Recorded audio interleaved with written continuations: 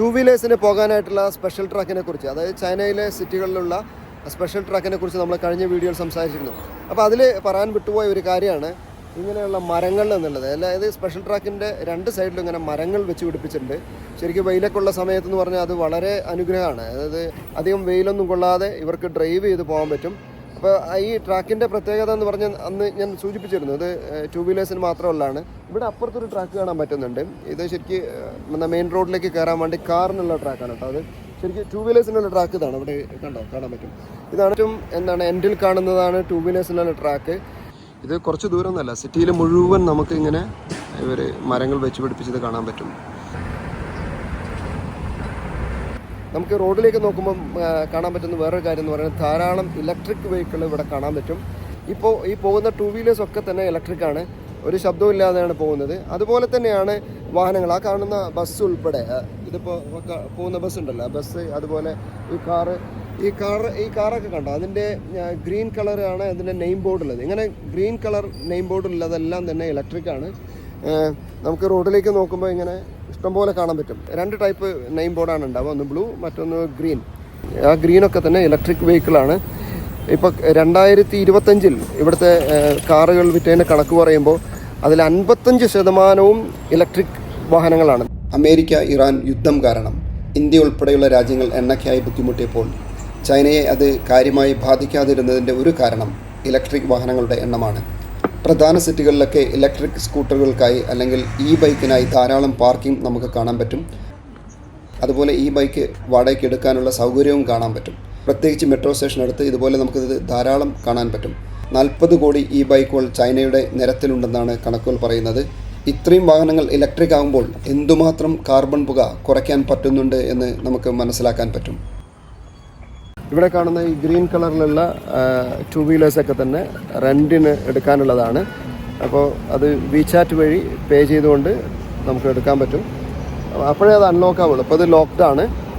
ഇതിൽ കാണാൻ പറ്റും QR കോഡ് കണ്ടോ. ഈ QR കോഡ് ഇത് നമ്മൾ സ്കാൻ ചെയ്തിട്ട് പേ ചെയ്ത് കഴിഞ്ഞാൽ ഇത് അൺലോക്ക് ആവും. ഇതാണ് ഇതിൻ്റെ ഇവിടുത്തെ സിസ്റ്റം. എല്ലാം തന്നെ ക്യാഷ്ലെസ് ആണ്, ക്യാഷ്ലെസ് പേയ്മെൻ്റ് ആണ്. അതായത് എല്ലാം തന്നെ ക്യാഷ് ഇല്ലാതെയുള്ള ആപ്പ് വഴിയുള്ള പേയ്മെൻ്റ് ആണ്. ഇങ്ങനെ ഈ സ്പെഷ്യൽ കളറിലുള്ളതാണ് റെൻറ്റിനുള്ളത്. മറ്റേതൊക്കെ അപ്പുറത്ത് കാണുന്നതൊക്കെ ഓരോരുത്തരുടെയും സ്വന്തമായിട്ടുള്ള വണ്ടികളാണ്. ഇവിടെ ഈ കാണുന്നതാണ് ഈ ഗ്രീൻ കളറിലുള്ളതാണ്. അത് അവിടെ ബ്ലൂവിൽ കാണാം, അതുപോലെ യെല്ലോ, ഇതൊക്കെയാണ് റെൻറ്റിനുള്ളത്. അപ്പോൾ അത് ഒരേ കളറായിരിക്കും ഒരു ഭാഗത്ത് ഇങ്ങനെ വെച്ചിരിക്കുന്നത്. ഇതിപ്പോൾ ഇവർ റെൻറ്റിനെടുത്ത് വന്നതാണ്. ഇതെങ്ങനെ ചെയ്യുന്നതെന്നുള്ള അവർ കാണിക്കുകയാണ്.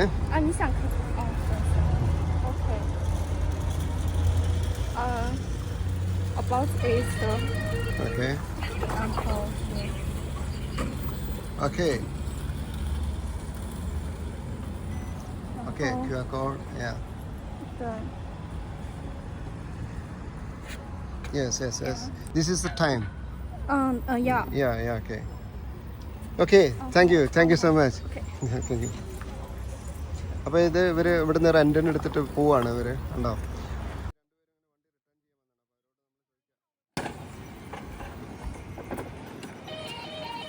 ഇവിടെ ഈ കാണുന്ന സ്ട്രീറ്റ് ഫുഡ് സ്റ്റാളുകളും ഒക്കെ തന്നെ ഇലക്ട്രിക്കാണ്. നമ്മുടെ നാട്ടിലെ ഈ ഗൂഡ്സൊക്കെ കൊണ്ടുപോകുന്ന ഓട്ടോയുടെ മോഡലിലുള്ള ഈ സ്റ്റോളുകളൊക്കെ തന്നെ, ഈ ഷോപ്പുകളൊക്കെ തന്നെ ഇലക്ട്രിക്കാണ്. ഇതൊക്കെ തന്നെ മൊബൈൽ സ്ട്രീറ്റ് ഫുഡ് സ്റ്റോളുകളാണ്. അപ്പോൾ ഇതിലാണ് ഈവനിങ്ങിൽ അല്ലെങ്കിൽ എപ്പോഴാണ് അവർ ആവശ്യമുള്ളത് ആ സമയത്ത് ഇവർ ഇത് ഡ്രൈവ് ചെയ്ത് കൊണ്ടുവന്ന് നിർത്തും. ഇതുണ്ട്, മുഴുവൻ ഈ സ്ട്രീറ്റ് മുഴുവൻ അങ്ങനെയുള്ള സ്റ്റോളുകളാണ്. അപ്പോൾ ഓടിക്കുമ്പോൾ ഒരു ശബ്ദം ഉണ്ടാവില്ല. അതുപോലെ പരിസ്ഥിതി സൗഹൃദമായ വാഹനങ്ങളാണ് ഇതൊക്കെ. ചൈന എന്ന് പറയുന്നത് ഇത്തരം വാഹനങ്ങളിൽ നമുക്കിവിടെ ഒരു മോർ ദാൻ 90% ഇലക്ട്രിക്കാണ് കാണാൻ കഴിയുക. ഈ കാണുന്നതൊക്കെ എല്ലാം വേണ്ട ഈ സ്റ്റോളുകളൊക്കെ. ഇതിപ്പോൾ ഹെഫായ് എന്നുള്ള ഒരു സിറ്റിയിലുള്ള സ്ട്രീറ്റാണ് നമ്മൾ കാണുന്നത്. ഇതിൻ്റെ ഈ സ്ട്രീറ്റിന് രണ്ട് വശത്തും നമുക്ക് കാണാൻ പറ്റും. ഇതൊക്കെ തന്നെ ഈ സ്റ്റോളുകളൊക്കെ, ഈ ഷോപ്പുകളൊക്കെ തന്നെ ഇലക്ട്രിക്കാണ്. ഒന്ന് സ്കൂട്ടറെല്ലാം തന്നെ ശബ്ദമില്ലാതെ പോകുന്നത് ഒക്കെ ഇലക്ട്രിക്കാണ്. ചൈനയിലെ മിക്ക സിറ്റികളിലും നമുക്ക് ഇതുപോലുള്ള സ്റ്റോളുകൾ കാണാൻ പറ്റും.